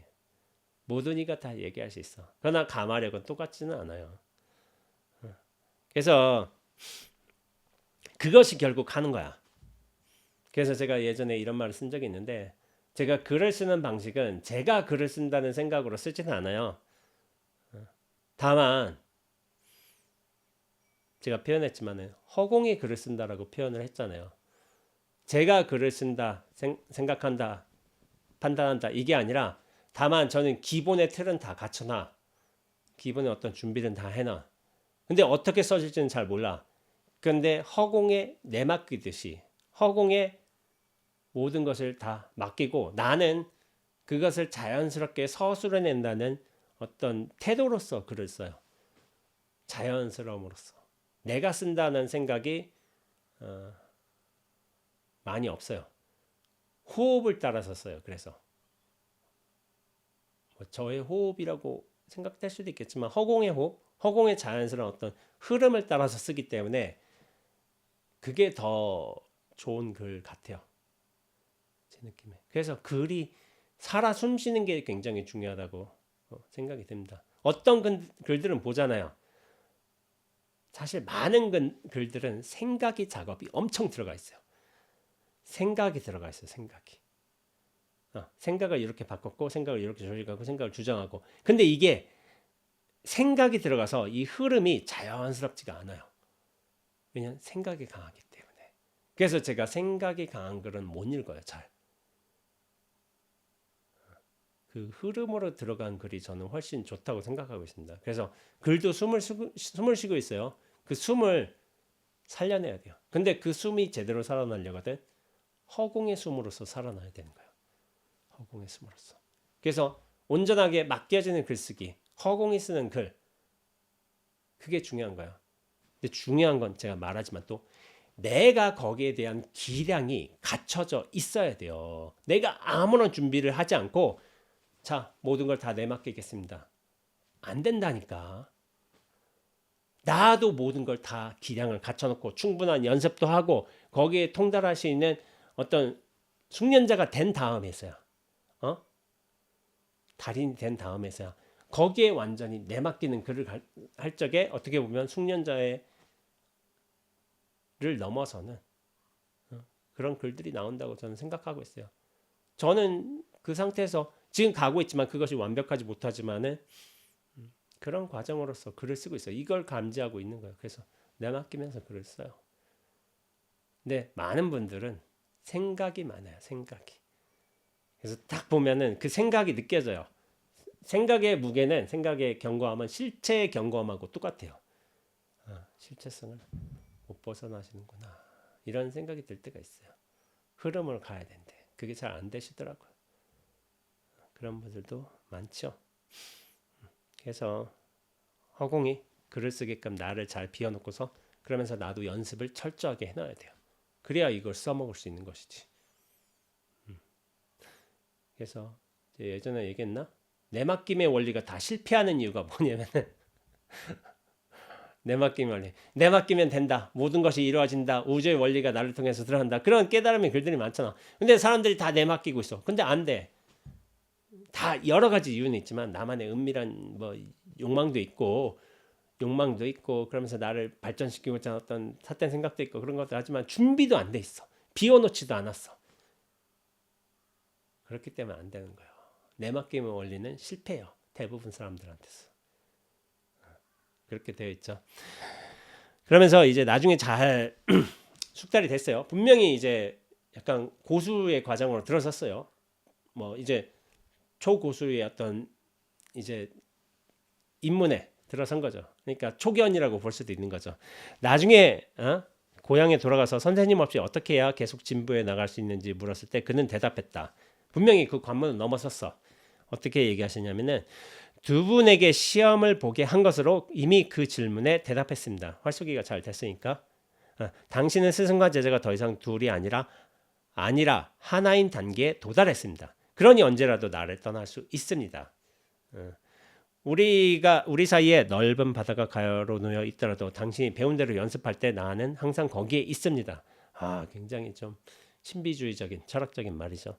어떤 경우에도 연습을 게을리하지 말라고, 또 하루도 빠짐없이 활과 화살 없이도 의식을 행하고, 또는 적어도 올바른 호흡 수행을 하라고 굳이 부탁할 필요는 없겠죠. 왜냐하면 이 기본 단계를 넘어섰으니까. 분명히 그런 부탁을 할 필요가 없는 이유는 당신이 정신적인 활쏘기를 결코 중단할 수 없다는 것을 내가 잘 알기 때문입니다. 그런 일로는 내게 편지를 쓰지 마시고 때때로 당신이 어떻게 화를 당기는지 볼 수 있도록 사진을 보내주십시오. 그러면 내가 알아야 할 것은 모두 알 수 있습니다. 고수니까 한번 딱 보고도 알 수 있다는 거예요. 그리고 그냥 한 번 보고 아는 게 아니라 6년이라는 왕래가 있잖아요. 말하자면 그러니까 알 수 있는 거예요. 아무 왕래 없는 사람을 딱 보고서 뭐 알 수도 있어. 당연히 알 수도 있지만은 그 6년이란 왕래가 있었기 때문에 서로를 면밀하게 잘 알기 때문에 한 번을 딱 보고 파악할 수 있는 거죠. 전혀 모르는 사람을 알 수 있다. 저는 그렇게 생각하지는 않아요. 6년의 왕래 시간이 굉장히 중요합니다. 그래서 이제 이런 걸로 보자면은 이분은 분명히 어느 정도 활쏘기의 명인이 될 수 있는 어떤 기초 단계는 들어섰어요. 그렇다고 이제 뭐랄까 실제로 명인으로서 남을 가르칠 수 있는가, 그거는 좀 별개의 문제예요.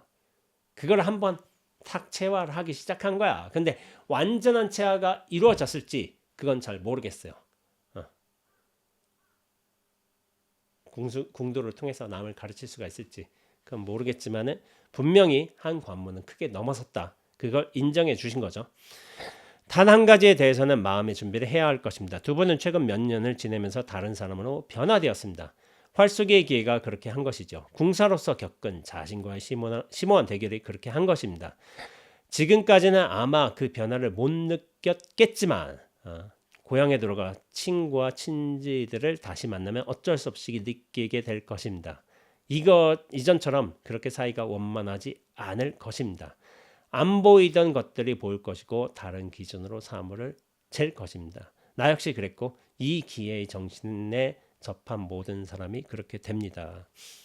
활쏘기가 자신, 본질로서, 진리로서, 깨달음으로서 들어가기 위한 훌륭한 도구가 되었고 방편이 되었고 그것에 대해서 익숙해지니까 이제 관점이 나의 관점이 아니라 전체의 시선으로서, 눈앞의 시선으로서 펼쳐지게 되는 거예요. 그러니까 다른 경계들로 보인다는 거예요. 다른 경계들로 보인다는 게 뭘까? 새로운 지혜를 알고 새로운 모습을 파악하고 그런 걸까? 그럴 수도 있어요. 그럴 수도 있지만은 굳이 이제 표현을 하자면은 다른 방식으로 현상계가 이전처럼 무게감을 갖지 않습니다. 또 다른 표현을 하자면 현상계가 꿈처럼 보여요. 꿈처럼 드러나게 돼 있어요. 나 자신도 꿈처럼 드러나기에 무게감이 확 떨어지는 거예요. 그렇게 되어 있어요. 근데 이걸 정말 자기가 체화를 잘했다 한다면은 옆에서도 알아요. 뭔가 달라졌다는 거를. 그리고 제가 이거를 증명할 수 있는 요소는 아니라고 생각할 수도 있지만 이게 발현이 돼요. 발현이 되면서 다른 사람들을 감화시키는 힘이 생기기 시작합니다. 이게 바른 수순이에요. 올바른 수순. 진짜 자기 체화가 이루어졌다면은 자기를 체화, 자기를 정화시키는 것뿐만 아니라 주변의 어떤 다른 경계, 사람, 대상이나 상황마저도 다 정화하는 힘을 얻게 돼요. 그것이 그리고 자연스럽게 반화가 됩니다. 이걸 알아야 돼요. 그냥 내가 의식적으로 혼자서 깨닫고 나 이거 이해했어, 알았어. 그게 아니라니까. 그게 정말 힘을 갖추면은 주변까지 경계, 상황, 대상, 사람들 모두 다 정화시켜요. 그 힘까지 얻는 게 사실은 바른 깨달음인 거예요. 근데 가끔 이런 분들이 있어. 저 분명히 다 경계 치르고 깨달았는데 아무도 몰라요. 주변에서. 잘 이해를 안 해줘요. 그런 분들이 있다니까. 힘이 없다니까. 매가리가 없다 제가 얘기를 하고 배심도 없다 얘기를 하기도 하는데 그릇이 요만한 상태에서 요만한 만큼 깨닫는 거예요. 그 그릇이 크면 클수록 좋죠. 그리고 그 그릇이 깨지면은 이게 발현이 돼요. 발현이. 제대로 발현이 돼요. 그릇이 깨져야 돼요. 슬쩍 깨진 사람들은 안 돼요. 그러니까 완전히 깨져야 돼요. 그때서야 어떻게 보면 이 분도 스승으로서 이제 역할을 할 수도 있는 거죠. 나중에. 변화는 자기만 일어나는 게 아니에요. 주변 전체가 함께 일어납니다. 그 힘이 그리고 분명하게 나타나게 되어 있습니다. 그걸 한번 체크를 해 보셔야 돼요. 그러면서 그는 스승님이죠. 스승님은 이별이 아닌 이별에 대한 선물로 그가 가장 아끼는 화를 나에게 주었다. 당신이 이 활을 쏠 때면 명인의 숨결이 깃들어 있음을 느낄 것입니다. 이 활은 단지 호기심을 가진 사람 손에는 쥐어주지 마십시오. 그리고 이 활이 더 이상 못 쓰게 된 다음에는 기념품으로 소장하거나 하지 마십시오. 한 줌의 재밖에 남지 않도록 태워 버리십시오. 라고 한 거예요. 호기심을 가진 사람 손에 쥐어주지 마십시오. 그릇이 안 되는 사람들한테 이 법의 증표를 주면 안 돼요. 물건으로 갖고 싶어 하잖아. 안 된다고. 차라리 한 줌의 재밖에 남지 않도록 태워버리십시오. 스승의 자세지. 가르침이고. 어느 정도 이 사람이 했으니까 이런 화를 주는 거 아니에요. 제일 아끼는 화를. 얼마나 큰 영광이에요. 영광. 근데 아무한테 주지 말라고. 그 단계를 넘어서야 돼요. 근데 사람들은 욕심이 있지. 그 단계를 스스로를 쓰고 궁도로서 합의라고 무아로서 혼연일체로서 이렇게 되기를 원한 게 아니라 저 화를 욕심을 내. 저거 명이 있어 화이란데. 그 화에 욕심을 내는 거지. 한 줌의 재밖에 남지 않도록 태워버리십시오. 그러면서 제가 여기서 이런 얘기를 했지만은 제 세계일주 책에서 이거와 비슷한 부분이 있어요. 뭐냐면은 제가 세계일주를 회고할 적에 이 세계일주라는 게 나에게 과연 어떤 의미였는가를 회고할 적에 마지막에 이런 문장을 썼어요. 마치 티벳에서 만다라 불화 작업을 하는 작업과도 좀 연상이 된다. 자주. 세계일주를 정리하면서 세계일주가 나한테 무슨 의미였는가 돌이켜볼 적에 항상 이 작업이 떠오른다 하면서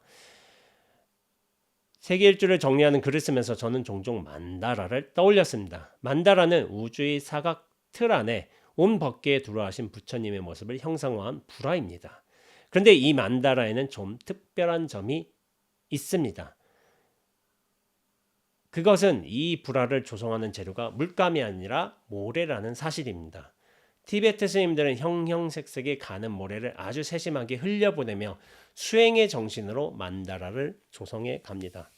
그렇게 몇 달에 걸쳐 오랜 인내와 소행 끝에 완성되는 만다라는 그 자체로 장엄하면서도 경외로운 불공이 됩니다. 하지만 이토록 성스러운 불공이라고 해도 성주괴공의 진리 앞에서는 평등합니다. 부처님께 만다라를 올리는 의식을 마친 뒤 스님들은 이 환희심 넘치고 장엄한 의미로서의 불공을 무심한 빗자루로 쓱쓱 쓸어 담습니다. 그렇게 비지를 거친 뒤에 만다라는 별 볼 일 없는 한 줌의 모래로 변합니다. 그리고 스님들이 이 볼품없는 한 줌의 모래 한 줌을 흐르는 강물에 흘려보내는 것으로 의식은 끝을 맺습니다.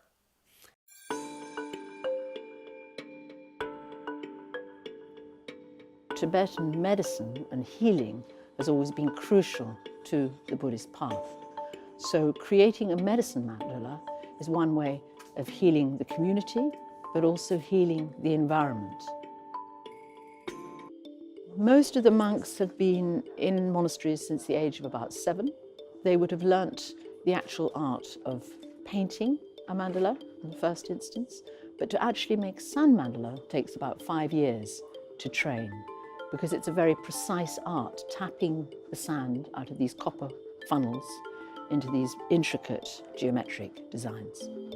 This form of Buddhism is about developing your mind's potential, or a way of transforming the mind, but also that you shouldn't be attached to anything.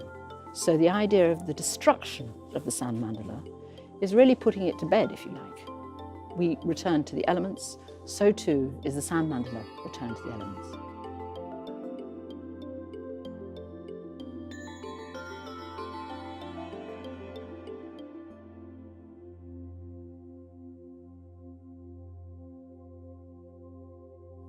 이게 차이인 거예요. 그 모든 수행을 굉장히 공을 들여서 몇 달에 걸쳐서 그 장엄한 만다라를 만들잖아. 만들면서 부처님께 공양을 올려.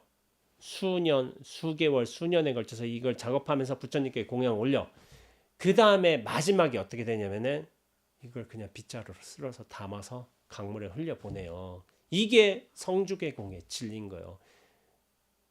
근데 많은 사람들은 이 만다라를 아끼고 보존해야 된다고 생각을 해요. 이게 우주의 정말 성스러운 진리다. 이게 진리의 표현이다. 하고서 이렇게 생각을 하고서, 물론 감동을 받고 강을 받는 것도 중요해. 근데 그것마저도, 이 엄청난 수행과 노력의 어떤 작품마저도 저 강물의 흐름으로, 허공으로, 무로서, 공으로서 돌릴 줄 아는 게 진정한 힘이에요. 진정한 힘.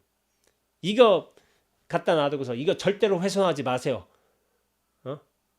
이거 흐트러졌으면 여기 다시 해야 돼. 완벽하게 만들어야 돼. 이거 흐트러졌어. 누가 손가락으로 쭉 문질러서 해서 그런 사람들 있잖아. 작품에 훼손하지 말라고. 이 작품이라고. 그 작품의 외형만을 본 거예요. 외형만. 이 전체를 보지를 못하는 거야. 성주괴공이라는 이 자연의 엄정한 질서와 진리에 나 자신을 던져버린 거야. 나의 작품도 던져버린 거야. 여기에 다 내맡기는 거. 이게 내맡김의 끝인 거예요.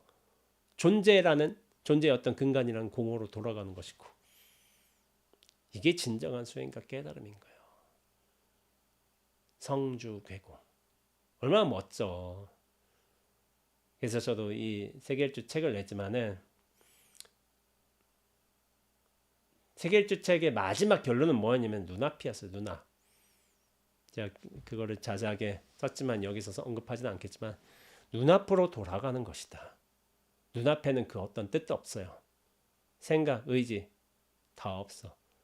그러나 처음부터 항상 해왔고 변하지 않았던 거예요. 그 근본 바탕으로 돌아가는 것이 어떻게 보면 우리 수행, 노력의 끝이에요. 끝. 거기에 완전히 내맡길 적에 그 공이 모든 걸 다 제대로 살려내게 돼요. 눈앞이 모든 걸 다 드러내게 돼 있어. 근데 어떻게 드러내냐? 준비된 만큼 드러내게 돼 있어요.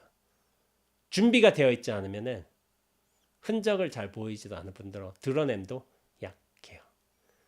준비가 된 만큼 잘 드러내주는 게, 되살려주는 게, 재탄생하게 하는 게 눈앞의 힘이죠. 공의 힘이에요. 그런 과정으로서 멋있는 거예요. 그래서 마지막으로 제가 이 책의 가치에 관해서 얘기하자면은 이 책의 가치는 마지막 정리를 했어요. 여기서 또 한번 구절을 한번 읽어보자면 서문에서 선과 기타의 종교적, 철학적, 신비주의적 교설 간의 특징적인 차이는 어디에 있을까? 선은 우리 일상생활에 결코 소멸되지 않고 또 실제 삶에서 응용될 수 있을 만큼 구체적이면서도 동시에 세속의 얼룩지고 번잡스러운 영국으로부터 초탈한 어떤 것을 포함하고 있다. 일상생활에서 소멸되지 않고 그러면서도 그것을 초탈되고 있어. 이게 뭐냐면은 진공, 묘유지. 묘유로서 드러나고 있는데 진공, 초탈한 어떤 것까지 같이 있는 거야. 진공과 묘가 함께 있는 거야. 여기서 우리는 선이, 활쏘기 또는 검도, 꽃꽂이, 다도, 춤, 예술 등으로 다른 기회와 관계를 맺게 되는 이유를 알 수 있다. 탁구에서도 그렇죠. 현정화 선수. 치는 나와 공과 테이블과 그 모든 게 하나가 돼버려요. 거기서 그냥 할 뿐이에요. 이렇게 얘기하지만은 가마쿠라 시대의 승려의 호네는 이렇게 말했다. 여기 한 사람이 있어 허공을 한 장의 화산지로 삼고 바다의 물결을 먹으로 그리고 수미산을 붓으로 삼아서 5글자를 썼다. 조사설에이. 그에게 나의 좌고를 드리고 깊이 머리를 조아린다. 한 사람이 있대. 허공을 한 장의 화산지로 삼고 여기를 허공을 삼는 거야. 그리고 바다의 물결을 먹으로 삼는데 먹하고 붓이 필요하죠. 붓은 저 수미산이야.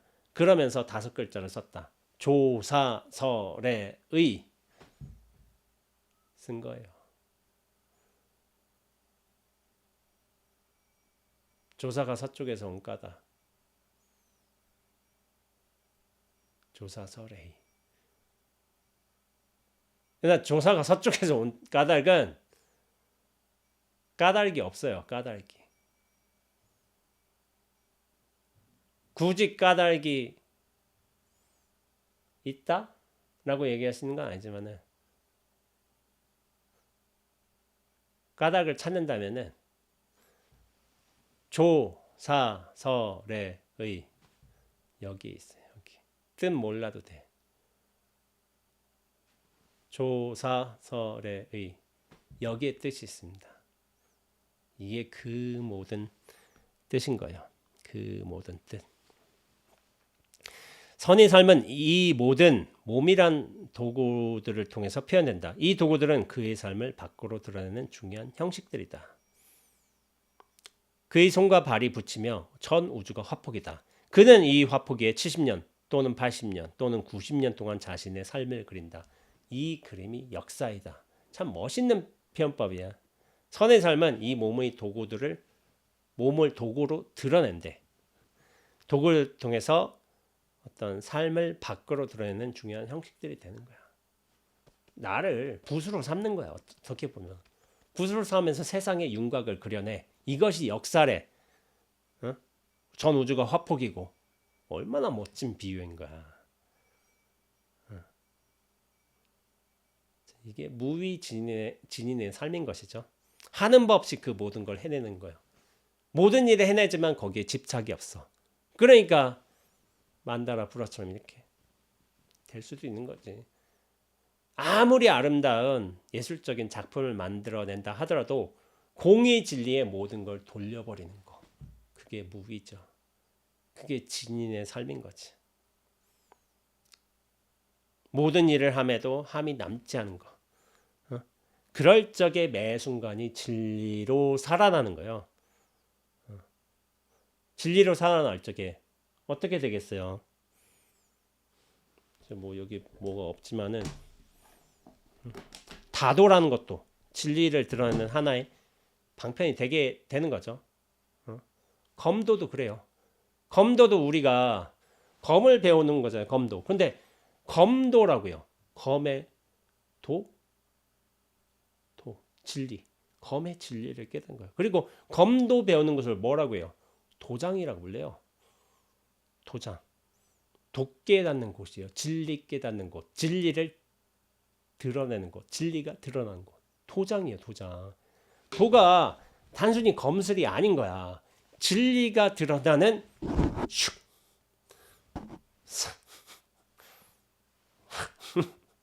이런 거예요. 진리가 드러나는 이게 될 수 있는 거야. 도 깨닫는 곳이야. 그래서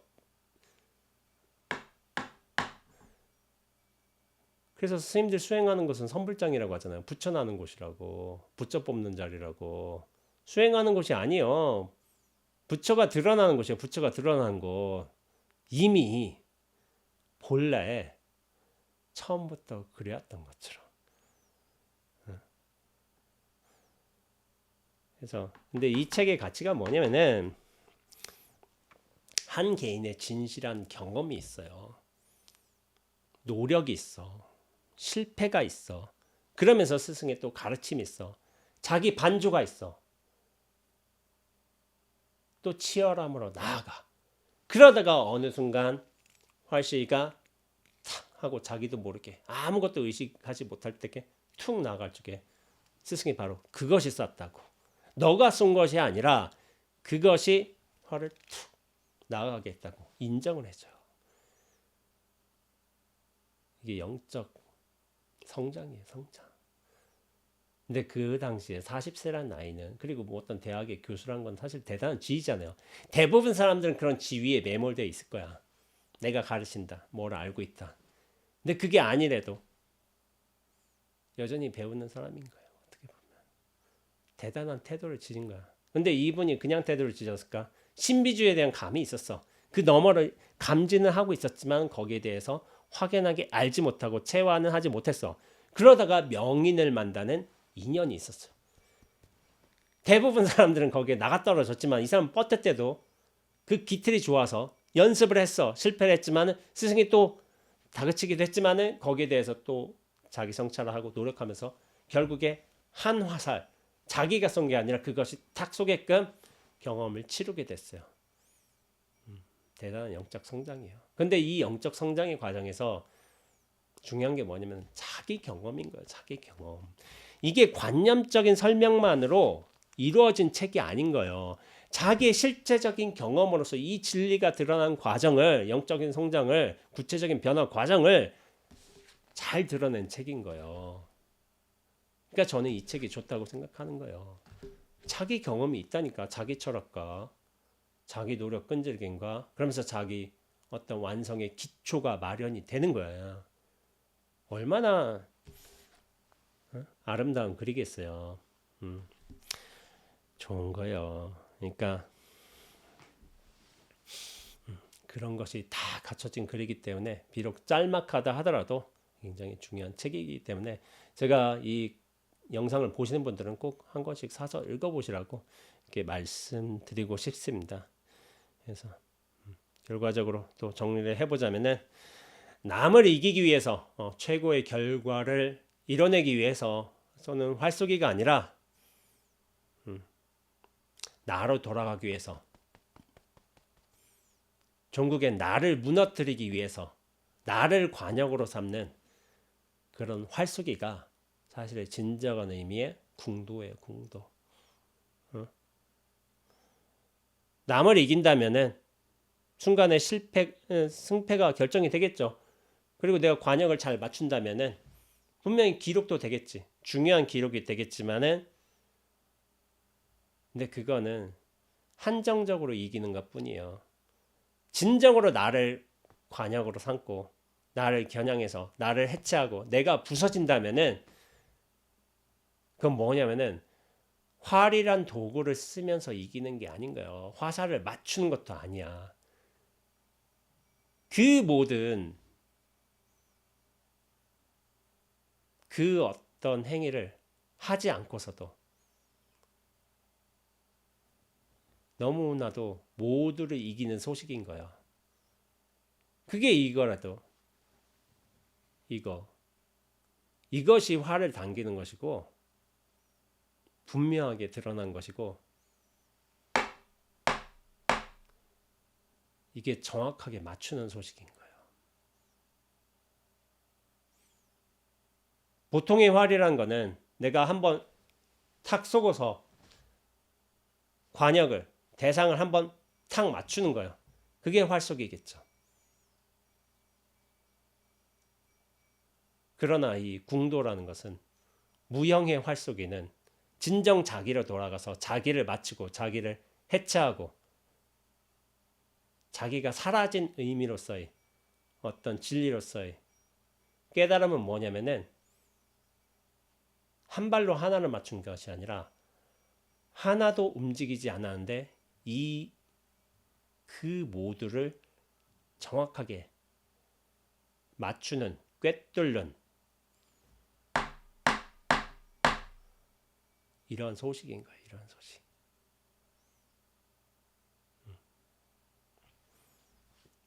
그래서 그거를 잘 알아야 돼요. 마음을 쏘다 활. 관역을 쏘는 게 아닌 거죠. 마음을 쏘는 거죠. 그러나 그 종국에는 그 마음을 가지고 있는 내가 무너지는 거. 내가 무너질 적에 어떻게 되냐면 온 세상과 하나가 되는 거예요. 하나가 될 적에 뭐냐면은 화를 들지 않아도 화살을 맞추지 않아도 그 모든 일들이 진리에 정확하게 맞아 떨어지는 일치가 되는 그런 삶과 경계들이 펼쳐지게 되어 있습니다. 그걸 가리키고자 하는 바입니다. 예, 오늘 마음을 쓰다 활 이렇게 제가 간단하게 정리하려고 했는데 1시간 40분 정도 나오는 것 같은데 40분 넘게 좀 간단하게 하고 싶었는데 좀 이게 말이 많아. 언제가 말이 많아요. 네, 말이 많다고 좀 제가 자주적으로 얘기하지만은 사실은 이게 좀 잘 알아줬으면 정말 제대로 들어갔으면 하는 저의 바람이에요. 바람. 영상 보시는 분들은 책 얼마 안 하니까 10,000원 정도 하니까 10,000원 좀 넘으니까 사서 꼭 보세요. 자기가 직접 읽어봐야 돼. 이렇게 누구 리뷰를 보지 말고 자기도 읽어봐야 돼. 자기도 읽어보고 자기가 느낀 바를 한번 서술해 보시기도 하고 그렇게 하는 것도 굉장히 좋습니다. 예, 그래서 이번 주는 이제 마음을 쓰다 활 이거를 한번 리뷰하는 것으로 영상을 마치도록 하겠습니다. 예, 비 많이 올 텐데 비 날씨 조심하시고요. 예, 다음 주에 뵙겠습니다.